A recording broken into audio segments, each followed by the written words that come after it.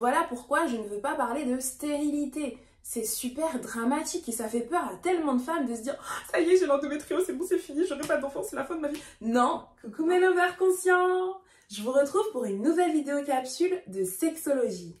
Pour les nouveaux, bienvenue sur la chaîne Love Conseil. Ici, on se dit tout et sans tabou. Je me présente, je m'appelle Jacqueline Gimbous, je suis psychosexologue et sophrologue. J'ai créé cette chaîne YouTube afin de faire de vous des hommes et des femmes ayant une sexualité et une vie sentimentale épanouie et consciente.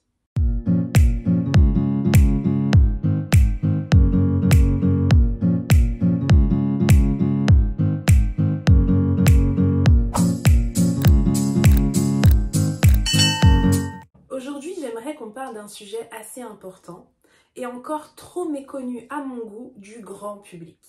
Nous allons parler de l'endométriose et plus particulièrement de est-ce que l'endométriose rend stérile? Parce que beaucoup de femmes qui sont diagnostiquées tardivement se posent cette question.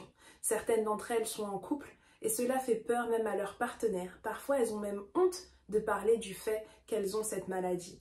Alors que c'est une maladie chronique qui nécessite un accompagnement et ne devrait donc pas être tabou dans cette société. Voilà pourquoi je fais cette vidéo.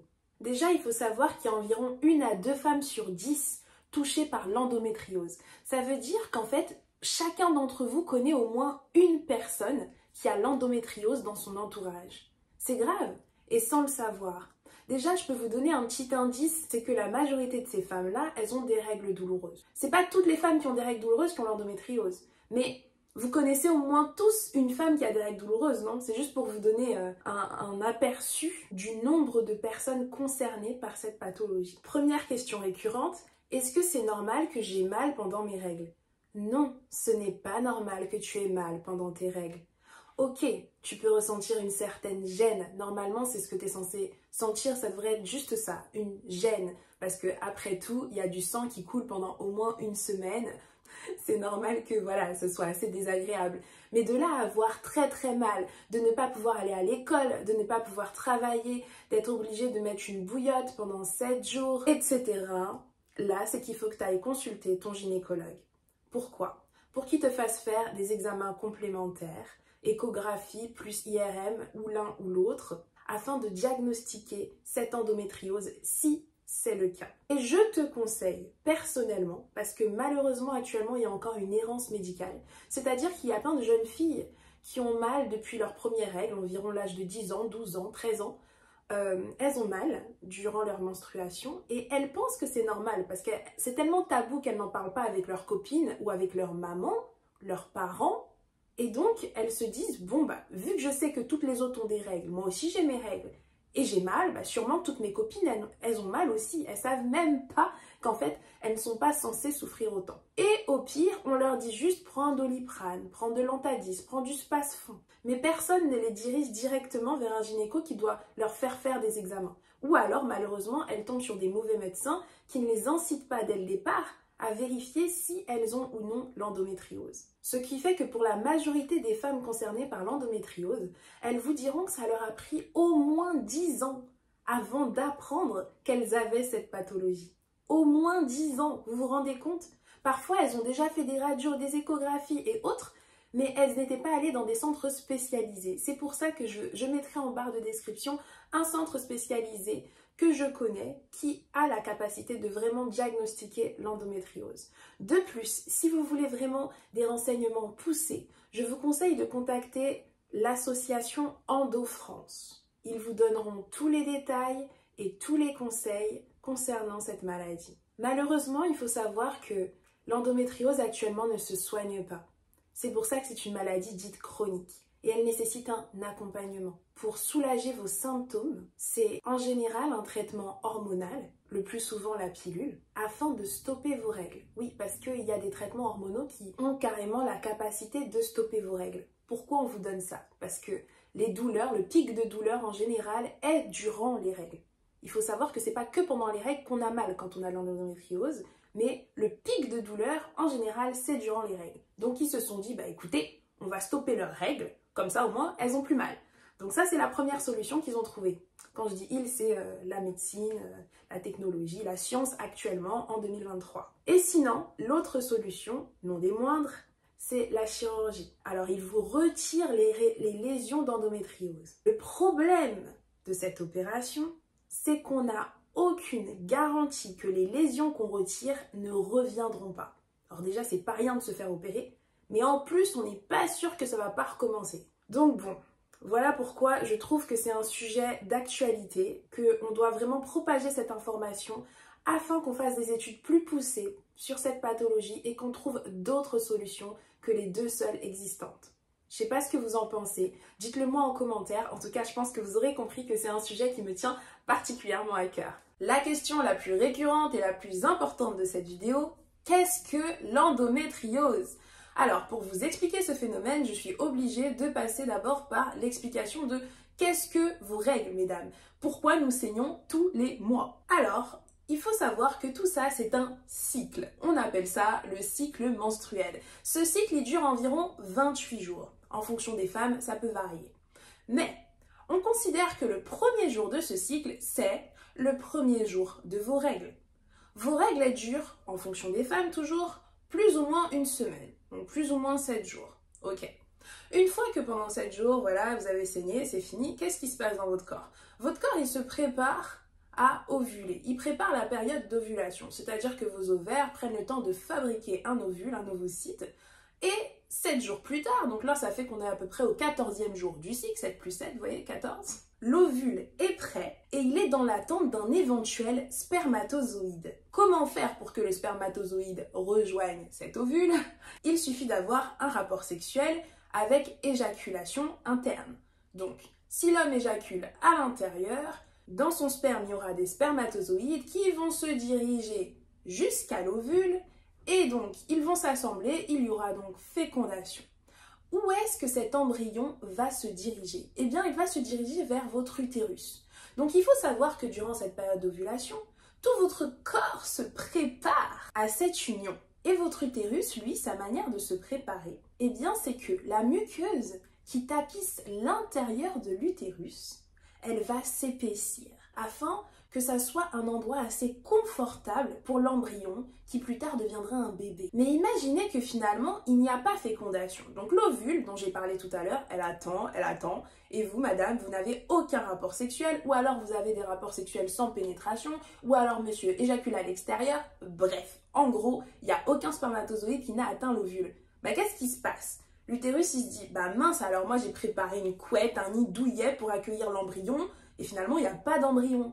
Bah je fais quoi de cette couette ? Il faut l'évacuer, il faut bien qu'elle sorte du corps. Et voilà pourquoi vous avez vos règles. Donc maintenant vous comprenez ce qu'est l'endomètre. Donc, je répète quand même, la muqueuse qui tapisse l'intérieur de votre utérus. Vous voyez où je vais en venir si je vous dis endomètre, endométriose. Voilà. Donc qu'est-ce que l'endométriose ? Eh bien, il s'agit d'une maladie qui fait que, on ne sait pas pourquoi, on leur a rien demandé, mais il y a des morceaux de cette muqueuse utérine qui, au lieu de rester à l'intérieur de l'utérus, décident de s'éparpiller à d'autres endroits du corps où elles n'ont rien à faire. On n'a pas besoin de ces morceaux-là à d'autres endroits, mais ils décident de migrer à ces endroits-là. Bon, le problème, c'est que, en plus de migrer à des endroits où elles ne devraient pas, elle continue, cette muqueuse, à se comporter comme si elle était à l'intérieur de l'utérus. Donc ça veut dire que même si y a des morceaux qui se retrouvent au niveau de la vessie, et bah quand il faudra que ça saigne pour que ça sorte et que ça soit évacué, et bah ça va quand même saigner, alors que il n'y a rien pour évacuer au niveau de la vessie. Pareil, si vous avez des morceaux de cet endomètre au niveau de votre intestin, de votre rectum, de vos ligaments utérosacrés, oui, parce que ça va vraiment partout, hein, ça peut même aller vers le foie. Et ça peut aussi être tout simplement autour de l'utérus au lieu d'être à l'intérieur de l'utérus. Ça peut aussi aller au niveau de vos ovaires et au bout d'un moment, ça forme des kystes ovariens. Ça peut aller à l'intérieur de vos trompes et comme je vous ai expliqué, eh bien c'est là qu'il y a la rencontre entre l'ovule et le spermatozoïde. Donc imaginez qu'il y a un morceau qui bouche la trompe. On fait comment pour la rencontre ? Cela me donne une parfaite transition pour répondre à la question, est-ce que l'endométriose rend stérile ? Alors déjà, Je dirais plutôt qu'elle peut rendre infertile. Il y a une différence entre être stérile et être infertile. Infertile veut dire que vous allez avoir des difficultés à procréer. Alors que stérile, c'est que on peut plus rien faire pour vous, quoi. Voilà. Et c'est pas le cas, ou du moins c'est rarement le cas de l'endométriose. Vous n'êtes pas stérile, vous êtes infertile. Et c'est pas parce que vous avez l'endométriose que vous êtes infertile. Maintenant que je vous ai expliqué ce que c'est, vous comprenez que cette infertilité, elle dépend tout bonnement de où se sont placés les morceaux en question de l'endomètre qui, au lieu d'être à l'intérieur de l'utérus, se propage à d'autres endroits du corps où il ne devrait pas être. Donc, par exemple, si c'est placé au niveau des ovaires, à force qu'il y ait des kystes ovariens au niveau de cet ovaire, l'ovaire peut être endommagé. Et ça peut être les deux ovaires. Les ovaires, ils servent à quoi? À fabriquer l'ovule. Et l'ovule permet quoi? La fécondation. Donc évidemment, ça peut rendre infertile, vous comprenez? Pareil, si c'est situé à l'intérieur des trompes ou au niveau des trompes, à un niveau où ça ne permet pas la rencontre entre le spermatozoïde et l'ovule. N'oubliez pas qu'on a deux ovaires, on a deux trompes. Donc déjà, s'il n'y a qu'une seule trompe ou un seul ovaire qui est touché, il vous reste encore une chance d'avoir un enfant. Voilà pourquoi je ne veux pas parler de stérilité. C'est super dramatique et ça fait peur à tellement de femmes de se dire oh, « ça y est, j'ai l'endométriose, c'est bon, c'est fini, j'aurai pas d'enfant, c'est la fin de ma vie. » Non, non. Déjà, va te tester, va vérifier si tu as vraiment l'endométriose. Ensuite, demande bien à ce qu'on t'explique où sont situées tes lésions d'endométriose. On dit lésions parce qu'au départ, c'est des morceaux, mais au moment où ça saigne, à force, ça devient des lésions. Et ces lésions, elles provoquent une inflammation parce qu'elles ne sont pas du tout situées à l'endroit où elles devraient être.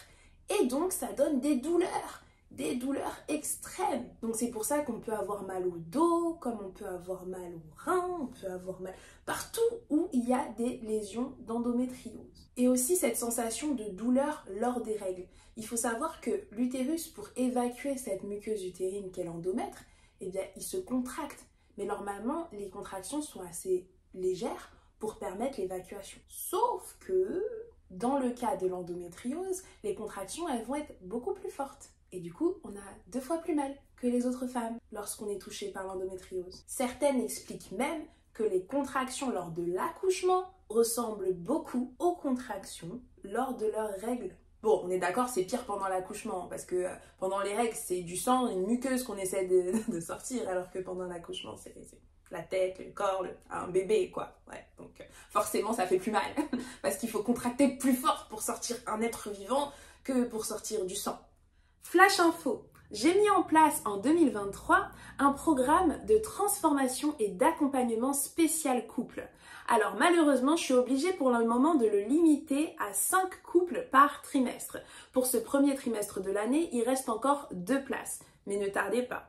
N'hésitez pas à vous inscrire si ça vous intéresse. Il vous suffit de me contacter. Toutes les informations sont sous la vidéo en barre de description. Parmi les couples qui ont déjà intégré le programme, il y en a un dont la femme est atteinte d'endométriose. C'est pour ça que j'en parle dans cette vidéo, sachant que depuis c'était seulement du bouche à oreille. C'est la première fois que j'en parle sur les réseaux ou du moins sur internet. Car oui, cette maladie est complexe au point de nécessiter donc un accompagnement psychosexologique et j'utilise également la sophrologie pour les aider. Mais bon, bref, ça ne veut pas dire que vous devez avoir l'endométriose pour participer à ce programme, évidemment. Quel que soit votre problème de couple actuellement, problèmes sexuels ou mésententes, disputes, problèmes de communication, peu importe.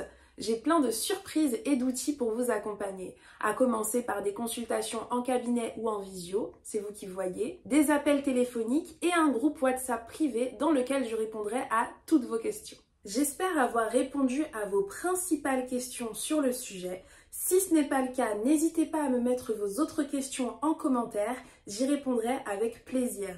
Dans tous les cas, j'espère que cette vidéo vous aura été utile. Si c'est le cas, n'hésitez pas à mettre un j'aime afin que l'algorithme de YouTube la remonte et qu'elle soit plus visible par un plus grand nombre de personnes et ça fera plus de gens qui dormiront moins bête ce soir. De plus, si ce n'est pas déjà fait, c'est grave. N'oubliez pas d'activer la cloche de notification et de vous abonner pour être au courant de mes prochaines vidéos. À bientôt mes lovers conscients!